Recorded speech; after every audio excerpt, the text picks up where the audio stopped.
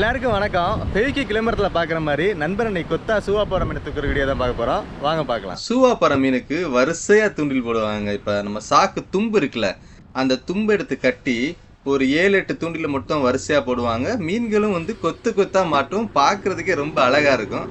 அதைத்தான் இன்னைக்கு நம்ம பார்க்க போகிறோம். நண்பர் வந்து சூவாப்பாறை மீனுக்கு தான் சாக்கு தும்பு வச்சு தூண்டில் வீசியிருக்காருங்க. இழுக்க ஆரம்பிச்சிட்டாருங்க. அவ்வளோதான், சூப்பராக இழுக்க ஆரம்பிச்சிட்டாரு தூண்டில.